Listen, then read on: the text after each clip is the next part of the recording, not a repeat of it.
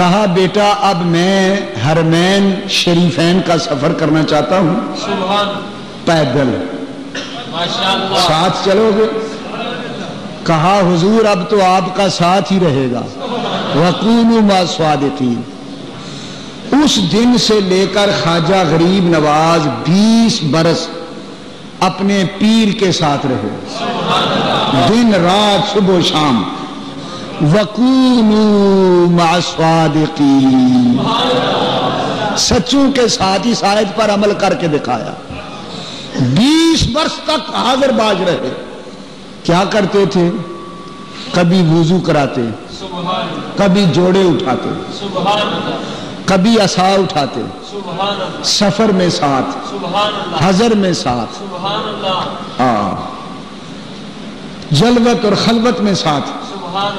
مکہ مکرمہ میں حاضری ہوئی، غلاف کعبہ پکڑ کر پیر نے دعا کی،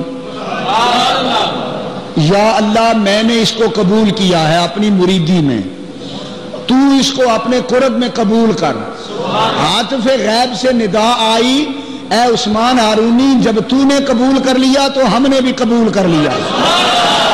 ندا آئی، ہم نے قبول کر لیا۔ مدینے پاک پہنچے، حضور کی بارگاہ میں صلاۃ و سلام عرض کر کے کہا، کملی والے مولا تیری امت کے گلشن کی آبیاری کے لیے ایک مالی چنا ہے، دیکھو ٹھیک ہے، اس پہ مہر نبوت کی مہر سے تصدیق کر دو، میں اس کو ہندوستان میں اسلام کی آبیاری کے لیے کتب مقرر کرتا ہوں، مگر اجازت آپ کی چاہتا ہوں۔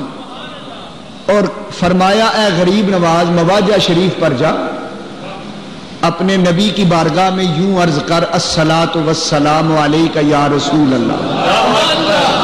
خواجہ غریب نواز نے جب سلام عرض کیا تو روزہ پاک سے آواز آئی، اندر سے آواز آئی، وعلیک السلام یا قطب المشائخ بحر و بر، اے خشکی اور تری کے پیروں کے پیر تجھ پر میرا سلام ہو۔ بارگاہ رسالت سے سند مل گئی، قطبیت کی سند ملی، قطب مشائخ بحر و بر کی سند ملی۔